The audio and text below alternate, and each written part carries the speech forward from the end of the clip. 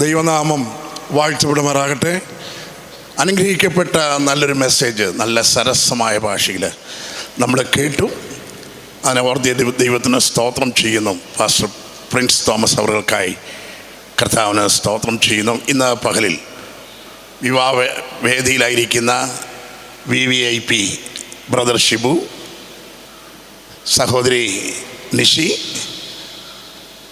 ഈ യോഗം അല്ലെങ്കിൽ ഈ ശുശ്രൂഷ നടത്തുന്ന കർത്താവിൻ്റെ ദാസൻ പാസ്റ്റർ ഷീല സിയോൺ സംഘത്തിൻ്റെ രക്ഷാധികാരി, പ്രത്യേകിച്ച് പ്രിയ മകളുടെ നിസി മകളുടെ അമ്മയുടെ അപ്പനാണ്, ഞങ്ങളുടെ സിയോൺ സംഘത്തിൻ്റെ സീനിയർ പാസ്റ്ററാണ്. അദ്ദേഹം നടത്തും. പ്രിൻസ് പാസ്റ്റർ പ്രസംഗിക്കും. ഞാനൊരാശംസ പറയാമെന്നുള്ള ഉദ്ദേശത്തിലാണ് എത്തിയത്. എങ്കിലും ദൈവത്തിന് സ്തോത്രം, അല്പസമയം ലഭിച്ചതിനെ ഓർത്ത് ഞാൻ ദൈവത്തിന് നന്ദി കരയറ്റുകയാണ്. ഇന്ന് പകൽ വേദിയിലായിരിക്കും ദൈവദാസന്മാർ, മറ്റ് സഭാംഗങ്ങൾ, മറ്റ് ബന്ധുക്കൾ, സ്വന്തക്കാർ എല്ലാവരെയും യേശുക്രിസ്തുവിൻ്റെ പരിപാവനമായ നാമത്തിൽ ഞാൻ സ്നേഹ വന്ദനം അറിയിക്കുന്നു. സമയം വളരെ ചുരുക്കമാണ്. ഇന്ന് നടക്കുന്ന വിവാഹം ഒരു വിശുദ്ധ വിവാഹമാണ്. എന്തുകൊണ്ടത് വിശുദ്ധമായി എന്ന് ചോദിച്ചാൽ, 2 കുഞ്ഞുങ്ങൾ നിഷി ആൻഡ് ബ്രദർ ഷിബു അവർ രക്ഷിക്കപ്പെട്ട് സ്നാനപ്പെട്ട് പരിശുദ്ധാത്മാഭിഷേകം പ്രാപിച്ചു, യേശുവിൻ്റെ രക്തത്താൽ ശുദ്ധീകരണം പ്രാപിച്ച് കറച്ചുളുക്കം വാട്ടം മാലിന്യമില്ലാത്ത ഒരു വിശുദ്ധ മണവാട്ടിയായി ഒരുക്കപ്പെട്ട വിശുദ്ധരാകിയാൽ 1. 2, ഈ ശുശ്രൂഷ നിർവഹിക്കുന്ന ബലഹീനനാണെങ്കിലും വിശുദ്ധന്മാരാൽ ഇത് നടത്തുന്നതിനാൽ. 3, ഈ ശുശ്രൂഷ നിർവഹിക്കുന്നത് മറ്റാരുടെയും സാന്നിധ്യത്തിലല്ല, പിതാവായ ദൈവത്തിൻ്റെയും പുത്രനായ കർത്താവിൻ്റെയും പരിശുദ്ധാത്മാവാം ദൈവത്തിൻ്റെയും നാമത്തിൽ, അഥവാ വിശുദ്ധമായ ത്രിയേക ദൈവത്തിൻ്റെ നാമത്തിൽ.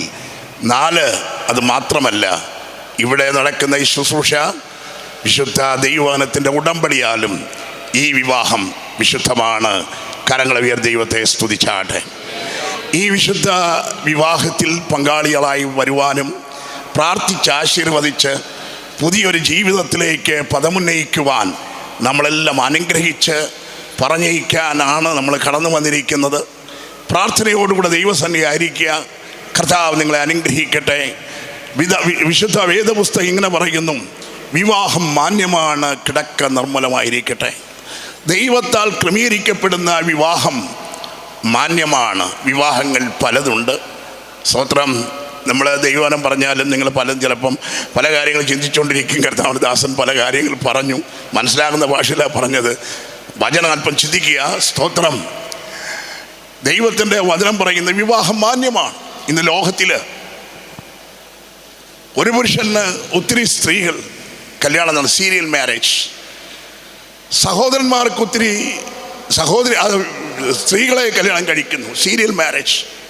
പുരുഷനെ കല്യാണം കഴിക്കുന്നു, ഹോമോസെക്ഷൽ. സ്ത്രീയെ കല്യാണം കഴിക്കുന്നു, ലെസ്ബിയൻ. ഇപ്പോൾ പട്ടിയെ പോലും കല്യാണം കഴിക്കുന്നു. ഇടയ്ക്ക് ഒരാൾ പാമ്പിനെ കെട്ടിപ്പിടിച്ചുകൊണ്ട്, അത് ജാതകത്തിൻ്റെ പൊരുത്തം അനുസരിച്ച് പാമ്പിനോട് കിടന്നാലേ വിവാഹം നടക്കുള്ളൂ. പശുവിനെ കല്യാണം കഴിക്കുന്നു. ഇങ്ങനെയുള്ള കസ്റ്റം ആചാരങ്ങളൊക്കെ ഉള്ള ഒരു നാട്ടിലാണ് ഞാനും നിങ്ങളുമായിരിക്കുന്നത്. പക്ഷെ ദൈവത്താൽ നടത്തുന്ന വിവാഹം അത് ബഹുമാനമാണ്. അതിനായി ഞാൻ ദൈവത്തിന് സ്തോത്രം ചെയ്യുന്നു. കർത്താവിൻ്റെ ദാസൻ പറഞ്ഞതുപോലെ തടിയാണെങ്കിൽ ഒരുമിച്ച് യോജിപ്പിക്കാം. സ്വർണമാണെങ്കിൽ ഒരു 10-25 കിലോ സ്വർണ്ണങ്ങൾ കൊണ്ട് ഉരുക്കി ഇവർ രണ്ടുപേരെയും കൂട്ടി യോജിപ്പിക്കാൻ പറ്റത്തില്ല. അവരാത്മാക്കളാണ്.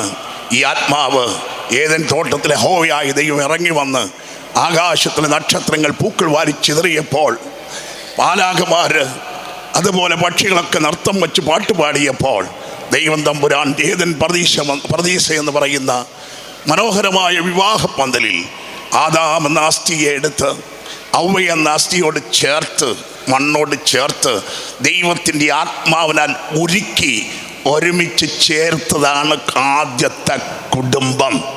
സ്തോത്രം. ആ കുടുംബം ശരിയായതുകൊണ്ടാണ് തലമുറകൾ ശരിയായി നിൽക്കുന്നത്.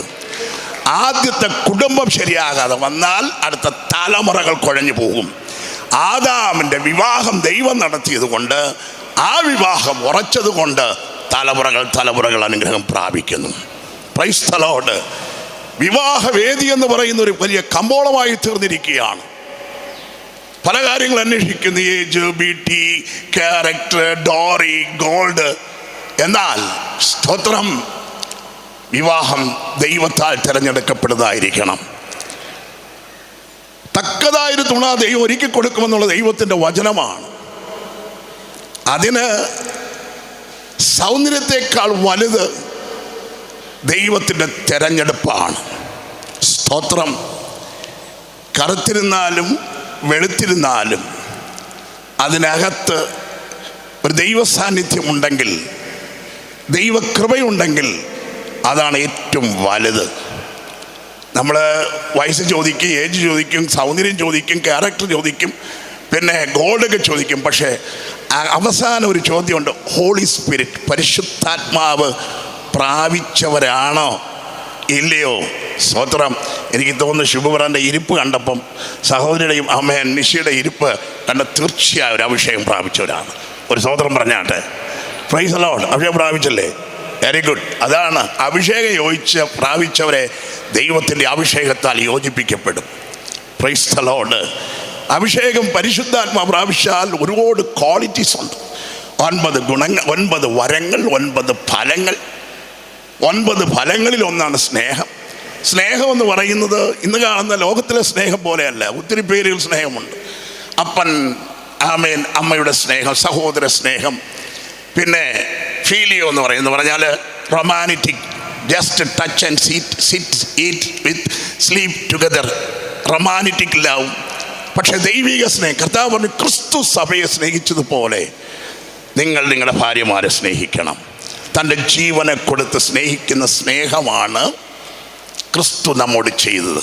വിവാഹ ഉടമ്പടിയോടുകൂടെ ആ സ്നേഹം ആരംഭിക്കുന്നു. കുടുംബം നിസാരം ഫീലിയയിൽ ഒതുങ്ങുന്ന കാര്യമല്ല, സ്നേഹത്തിൽ ഒതുങ്ങുന്ന കാര്യമല്ല. സ്നേഹമുണ്ടെങ്കിൽ 14 ഗുണങ്ങളുണ്ട്. സ്നേഹം ദീർഘമായി ക്ഷമിക്കുന്നു, ദയ കാണിക്കുന്നു, സ്നേഹം അയോഗ്യമായി നടക്കുന്നില്ല, സ്വാർത്ഥ അന്വേഷിക്കുന്നില്ല, ചീറുന്നില്ല, ചീറ്റുന്നില്ല. സ്തോത്രം. പേഴ്സണാലിറ്റി, ഞാനെന്നുള്ള ഭാവം വെളിപ്പെടുത്തുന്നില്ല. ക്രിസ്തുവിൽ സ്നേഹത്തിൽ ഒരുമിച്ച് അന്യോന്യം മനസ്സിലാക്കി ജീവിക്കുന്ന. ഇന്ന് കുടുംബത്തിൽ സ്നേഹമുണ്ട്, മദ്യപിച്ച് വരുന്നവർക്ക് സ്നേഹമുണ്ട്, മദ്യപാനം കൂടുമ്പോഴാണ് സ്നേഹം. ഒരു സഹോദരി പറഞ്ഞു, എൻ്റെ ഭർത്താവ് കുടിച്ചോണ്ട് വരുമ്പോൾ എന്തൊരു സ്നേഹമെന്നറിയാമോ? കുടിക്കാത്തപ്പോഴങ്ങനെ മാന്യനാണ്, കുടിക്കുമ്പോൾ വരും. കുടിച്ചോണ്ട് വന്ന മോളെ, മക്കളെ, തേനെ, പാലെ, പൂവേ, പാമ്പാറ്റ എന്നൊക്കെ വിളിക്കും. ബോധം ശരിക്കും മാറുമ്പം പിന്നെ അടി തുടങ്ങും. സ്തോത്രം. സ്നേഹത്തിൻ്റെ ലക്ഷണം എന്ന് പറയുന്നത് തങ്ങളുടെ ശരീരത്തിൻ്റെ അവയവങ്ങളെ കൊണ്ട് മറ്റൊരാളെ ഉപദ്രവിക്കുന്ന അല്ല സ്നേഹം. കയ്യ്, കാല്, കണ്ണ്, ശരീരത്തിൻ്റെ നാക്ക്, ഒരു organ has a special purpose, but do not harm to others. മറ്റൊരാളിനെ വേദനിപ്പിക്കാതെ ആ കൈ കൊണ്ടിടിക്കാം, കൈ കൊണ്ട് തലോടാം, ആശ്വാസത്തിൻ്റെ വാക്കുകൾ പറയാം, നല്ല ചങ്കിൽ കുത്തിക്കീറുന്ന വാക്കുകൾ പറയാം, നല്ല വാക്കുകൾ പറയുന്നതാണ് സ്നേഹം. കുടുംബജീവിതത്തിൽ ആ സ്നേഹത്തിൽ അനുവർത്തിപ്പാൻ ദൈവം സഹായിക്കട്ടെ. സ്നേഹം ആവശ്യമാണ്. മാത്രമല്ല, രണ്ടുപേരും മനസ്സിലാക്കേണ്ട ഒരു വിഷയം, കുടുംബജീവിതത്തിൽ പരിശുദ്ധാത്മാവ് നൽകുന്ന ഒന്നാണ് വിവേകം. പല കുടുംബങ്ങൾ തകരുന്നതിൻ്റെ ഒരു കാരണം ലാക്ക് ഓഫ് അണ്ടർസ്റ്റാൻഡിങ്. ഭാര്യ ആരാണെന്ന്, ഭർത്താവ് ആരാണെന്ന് മനസ്സിലാക്കാൻ വലിയ പാടാണ്. 18 വർഷമായി ജോളി ഭർത്താവിൻ്റെ ജീവിച്ചിട്ട് രാവിലെ ബാഗും തൂക്കിക്കൊണ്ട് ജോളി എവിടെ പോകണമെന്ന് ഭർത്താവിന് അറിയത്തില്ല, ഭാര്യ എവിടെ പോകണമെന്ന് ഭർത്താവ് എവിടെ പോകണമെന്ന് ഭാര്യയ്ക്കും അറിയത്തില്ല. ആ ഒരു സിറ്റുവേഷനിലായി തീർന്നു. ഞാൻ പെട്ടെന്ന് പറയട്ടെ, എൻ്റെ സമയം ചുരുക്കുകയാണ്. To understand others heart beats, culture, custom, practice. പ്രിയ ശുഭ ബ്രദർ ഇപ്പോൾ താമസിക്കുന്ന സ്ഥലം തെക്കൻ തിരുവിതാംകൂറാണ് അല്ലേ? വടക്കൻ തിരുവിതാംകൂർ എന്ന് പറഞ്ഞാൽ മാവേലിക്കര ഭാഗത്ത്, റാന്നി ഭാഗത്ത്. അവിടുത്തെ കൾച്ചർ വ്യത്യാസമുണ്ട്, നമ്മുടെ നാട്ടിലെ സംസാര ശൈലികൾക്ക് വ്യത്യാസമുണ്ട്, ഇരിപ്പിന് വ്യത്യാസമുണ്ട്, ഇടപെടലുകൾക്ക് വ്യത്യാസമുണ്ട്. പക്ഷേ ബുദ്ധിയുള്ള ഒരു സഹോദരി, ബുദ്ധിയുള്ളവൻ 2 കൾച്ചറുകളെയും മനസ്സിലാക്കി ഇഴകിച്ചേരുന്നതാണ് ശരിക്കും അണ്ടർസ്റ്റാൻഡ് എന്ന് പറയാം. ദൈവമായിരുന്നവൻ ദൈവത്തെ മുറുകെ പിടിക്കാതെ മനുഷ്യാവതാരമെടുത്ത് തന്നെത്താൻ താഴ്ത്തി. ബൈബിൾ പറയാം ഐഡൻറ്റിഫൈ ചെയ്ത് മാനവജാതിയോടുകൂടെ ഐഡൻറ്റിഫൈ ചെയ്യുന്ന പറഞ്ഞാൽ സ്വയം ഏൽപ്പിച്ചു കൊടുത്ത് ജീവിതം പൂർത്തീകരിച്ചതുകൊണ്ട് കർത്താവിൻ്റെ നാമം ഇന്നും മഹത്വപ്പെടുന്നു. നമ്മൾക്ക് എത്ര സ്ഥാനങ്ങളുണ്ടെങ്കിലും, എത്ര മാനങ്ങളുണ്ടെങ്കിലും, എത്ര ഡിഗ്രികളുണ്ടെങ്കിലും, ഓരോ കൾച്ചറുകൾ മനസ്സിലാക്കി ജീവിക്കാൻ തുടങ്ങിയാൽ അവിടെയാണ് വിജയത്തിൻ്റെ രഹസ്യം. ഒരു സ്തോത്രം കൂടെ പറഞ്ഞാട്ടെ. Praise the Lord. ഇത് വിശുദ്ധ വിവാഹമായതുകൊണ്ട് 5 പേര് സ്തോത്രം പറഞ്ഞാൽ ഇടയ്ക്ക് സ്തോത്രം പറയാത്ത ആളും അറിയാതെ പറഞ്ഞു പോകും. ദൈവസന്നിധി വന്ന് ദൈവത്തെ ഒന്ന് സ്തുതിച്ചിട്ട് പോകുവാൻ ദൈവം ഇടവരുത്തട്ടെ. ദൈവത്തിന് സ്തോത്രം. 2, ദൈവത്തിന് സ്തോത്രം. സഹോദരിമാർക്ക് ചില ഗുണങ്ങളൊക്കെ വേണം. നമ്മുടെ വിശുദ്ധ സ്ത്രീകളെ സംബന്ധിച്ച് വിശുദ്ധ സ്ത്രീയുടെ അമ്മയായിരിക്കുന്ന സാറയെക്കുറിച്ച് ഇങ്ങനെ പറയുന്നു, അവൾ നടന്നത് പൊന്നണിഞ്ഞ് വിലയേറിയ വസ്ത്രം ധരിച്ച് തലമുടി പിന്നി വലിച്ചല്ല. ബൈബിൾ പത്രോസ് അപ്പോസ്തലൻ പറയുന്നത് 2000 വർഷമായിട്ട് അവളുടെ ഉള്ളിൽ അടങ്ങിയിരുന്ന അവിടെ ഉള്ളിലടങ്ങിയിരുന്നൊരു കാര്യം പത്രോസ് അപ്പോസ്തലൻ വെളിപ്പെടുത്തുന്നു. അവളുടെ 67-ാമത്തെ വയസ്സിൽ നമ്മുടെ നാട്ടിൽ കണ്ണും കുഴിഞ്ഞ് കവിള് പൊട്ടി ജീവിതത്തിൽ സ്തോത്രം സംസാരിക്കാൻ കഴിയാത്തൊരവസ്ഥയിൽ പല്ലെല്ലാം വീണ് കിടക്കുന്ന പ്രായത്തിൽ അവിടെ പല്ലും വീണില്ല. അവൾ സൗന്ദര്യവതിയായി ഈജിപ്തിൻ്റെ കൊട്ടാരത്തിൻ്റെ താഴ്വരയിൽ കൂടി കടന്നു പോകുമ്പോൾ അവിടത്തെ പ്രജകൾ പാട്ടുപാടി, ഇതാ സുന്ദരികളുടെ സുന്ദരിയായി അതിസുന്ദരിയായ ഒരു പെൺകുട്ടി കടന്നു പോകുന്നു. 67-ാമത്തെ വയസ്സിലും ചുരുക്കി പറഞ്ഞാൽ 89-ാമത്തെ വയസ്സിലും ജന്മം കൊടുക്കുവാൻ അവിടെ ഉള്ളിൽ വ്യാപരിച്ചതിൻ്റെ മർമ്മം ഈജിപ്തിൻ്റെ സുഗന്ധ വസ്തുക്കളല്ല, ദേശത്തിൽ വിലയേറിയ പൊന്നല്ല, തങ്കമല്ല, അവൾ അണിഞ്ഞ വിലയേറിയ വസ്ത്രത്തിൻ്റെ ശ്രേഷ്ഠതയല്ല, അവളുടെ ഉള്ളിനകത്തൊരാളുണ്ടായിരുന്നു. ബൈബിൾ പറയുന്നത് അക്ഷയഭൂഷനായ ഒരു മനുഷ്യനുണ്ടായിരുന്നു, ക്ഷയമില്ലാത്തൊരു മനുഷ്യൻ. ഞാനൊരു കാര്യം പറയട്ടെ, ലോകത്തിൽ ജനിച്ച സകല മനുഷ്യരും ക്ഷയമുള്ളവരാണ്. അവർ ജനിച്ചു, വളർന്നു, മരിച്ചു, അടക്കപ്പെട്ട് ദ്രവിച്ചു പോകുമ്പോൾ ഇന്നേക്കും 2000 വർഷത്തിന് മുമ്പ് ഈ ലോകത്തിലേക്ക് ഇറങ്ങി വന്ന് കന്യകയിൽ കൂടെ ജനിച്ച് 30-ാമത്തെ വയസ്സിൽ യോർദാനിൽ യോഹന്നാൻ സ്നാനമേറ്റ് 33 തിരുവയസ്സിൽ മാനവജാതിക്ക് വേണ്ടി മരിച്ചടക്കപ്പെട്ട് ഉയർത്തെഴുന്നേറ്റ് കല്ലറയ്ക്കകത്ത് ഒതുക്കാൻ കഴിയാത്ത ക്ഷയമില്ലാത്തൊരു മനുഷ്യൻ, അക്ഷയനായൊരു മനുഷ്യൻ സാറയുടെ ഉള്ളിൽ ഉണ്ടായിരുന്നു. അതുകൊണ്ടാണ് 2 കൊരിന്ത്യർ 10 പറയുന്ന 2-ാം വാക്യത്തിൽ പറയുന്നത്, സാറയ്ക്കുള്ള ആ സാവധാനവും ശാന്തതയും അത് ക്രിസ്തുവിൻ്റെ സ്വഭാവമായിരുന്നു എന്ന് പഠിപ്പിക്കുന്നത്. ക്രിസ്തു ഇല്ലാത്ത, യേശുവില്ലാത്ത കുടുംബം തകർന്നതാണ്. ഇന്ന് പകലിൽ കുടുംബത്തെ പണിയാൻ കഴിയുന്ന ഒരു പുസ്തകമുണ്ടെങ്കിൽ, ഒരു ഗൈഡുണ്ടെങ്കിൽ, 37 വർഷമായി ഞാൻ കല്യാണം കഴിഞ്ഞിട്ട് മക്കളുണ്ട്, മരുമക്കളുണ്ട്, കൊച്ചുമക്കളുണ്ട്, കൃപയാൽ ഞങ്ങളെ നയിച്ച ഒരു ഗ്രന്ഥം അല്ലെങ്കിൽ ഒരു സത്യം ഈ ലോകത്തിലുണ്ടെങ്കിൽ ഞാൻ പ്രസംഗിക്കുന്ന ദൈവവചനമാണ്. ഈ വചനം നിന്റെ കയ്യിലെടുത്താൽ നിന്റെ തലമുറകൾ നശിച്ചു പോകത്തില്ല, മുടിഞ്ഞു പോകത്തില്ല. കുടുംബത്തിനകത്ത് ഏത് പ്രശ്നങ്ങൾ വന്നാലും ഒതുക്കി നിൽക്കുവാൻ കരുത്തുള്ള ദൈവത്തിൻ്റെ വചനം ഇത് തന്നെയാണ്. ഇതിൻ്റെ പിന്നെ പോയവരാരും പരാജയപ്പെട്ടിട്ടില്ല. സ്തോത്രം. ദൈവത്തിൻ്റെ മക്കളായിരിക്കുന്ന, അഥവാ പ്രത്യേകിച്ച് വധുവാർക്ക് അല്ലെങ്കിൽ വിവാഹം കഴിക്കുന്ന അവർക്ക് യഹോവ ഭക്തി അത്യാവശ്യമാണ്. സ്തോത്രം. വേദപുസ്തകം സദൃശവാക്യം 31-ന്റെ അവസാനത്തെ വാക്യം പറയുന്നത്, സൗന്ദര്യം വ്യാജവും പിന്നെ ലാവണ്യം വ്യർത്ഥമത്രേ, യഹോവഭക്തിയുള്ള സ്ത്രീയോ പ്രശംസിക്കപ്പെടും. Praise the Lord.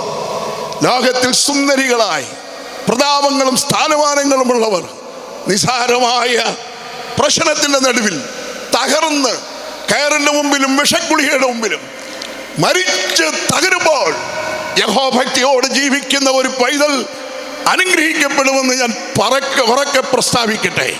What is the goodness of God? ഭക്തി എന്ന് പറയുന്നത് വെള്ളം ഉടുക്കുന്നതാണോ? ഭക്തി എന്ന് പറയുന്നത് ബൈബിൾ കയ്യിൽ പിടിക്കുന്നതാണോ?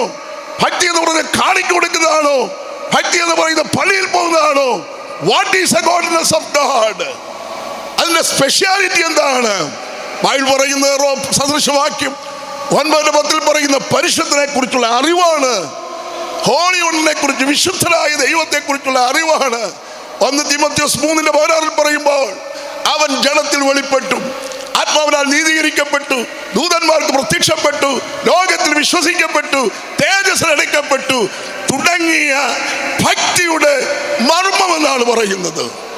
ഇന്ന് പകലിൽ ഭക്തി എന്ന് പറയുന്നത് നമ്മുടെ കർത്താവായ യേശു, വിശുദ്ധരായിരിക്കുന്ന യേശുവിനെ കുറിച്ചുള്ള അറിവ്, നിസ്തുല്യമായ ജനനം, നിസ്തുല്യമായ മരണം, നിസ്തുല്യമായ അടക്കം, നിസ്തുല്യമായ ഉയർത്തെഴുന്നേൽപ്പ്, അതറിയുന്നവൾ ലോകത്തിൽ പ്രശംസിക്കപ്പെടും. പണത്തെക്കാൾ സൗന്ദര്യത്തെക്കാൾ വേദപുസ്തകമാണ് വിവാഹത്തിന്റെ മാന്യതയെ വർദ്ധിപ്പിക്കുന്നത്.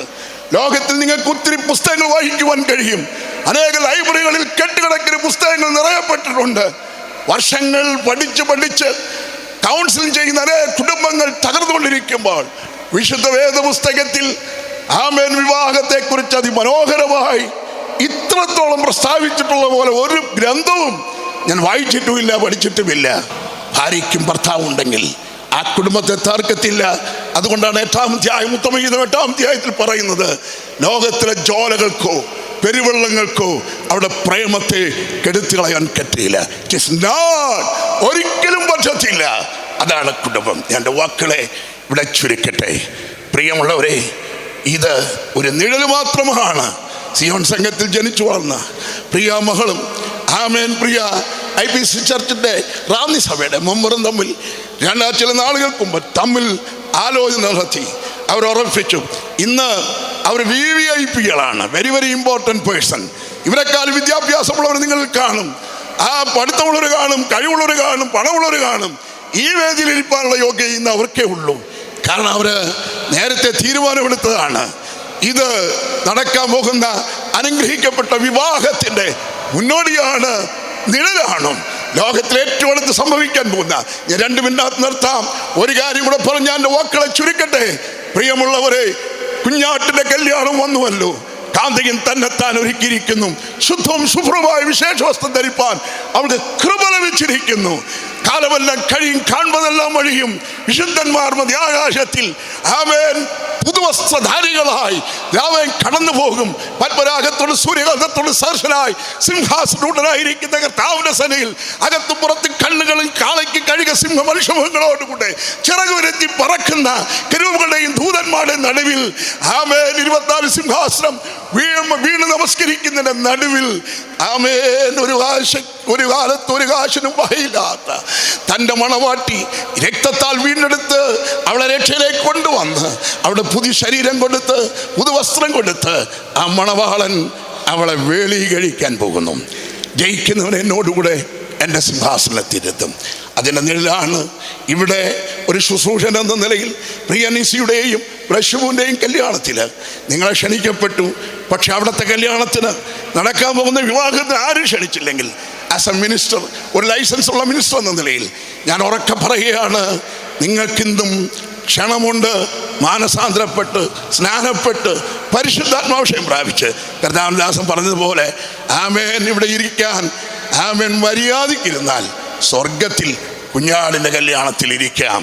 പുതിയ യെരൂശലേം എന്ന വിശുദ്ധ നഗരത്തിൽ രാപ്പകലില്ലാതെ ആരാധിക്കാൻ പോകുന്ന ഓർത്ത് ഞാൻ ദൈവത്തിന് സ്തോത്രം ചെയ്യുന്നു.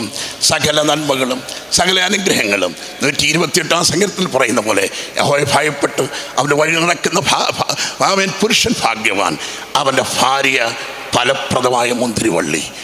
യഹോവയെ ഭയപ്പെടുന്നവൻ്റെ ഭാര്യ എല്ലാം ദൂരമായിട്ട് നടക്കത്തില്ല. ഫലപ്രദമായ ക്രിസ്തുവാകുന്ന മുന്തിരിവള്ളിയോട് പറ്റി ഇഴകിച്ചേരുന്ന അവിടെ തലമുറകൾ അവൻ മേൽവിലാസമില്ലാതെ കഞ്ചാവടിച്ച് മയക്കുമരുന്നടിച്ച് ലോകത്തിലാർക്കും വേണ്ടാതെ നടക്കുന്നവരല്ല. ഫലപ്രദമായ ക്രിസ്തു എന്ന നല്ല ഒലുവൃക്ഷത്തിൻ്റെ തൈകളെപ്പോലെ അവർക്ക് യെരൂശലേമിൻ്റെ നന്മയുണ്ടാകും.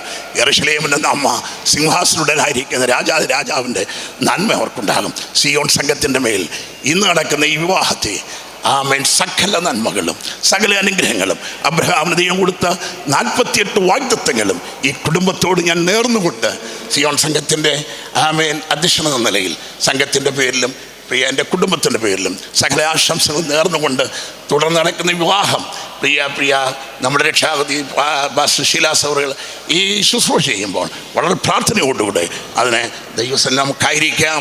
ദൈവത്തിനത്തോളം നമ്മെ സഹായിച്ചതിനെ ഓർത്ത് കരങ്ങൾ ദൈവത്തിന് സ്തോത്രം ചെയ്യാം. Price the Lord. Thank you pastor.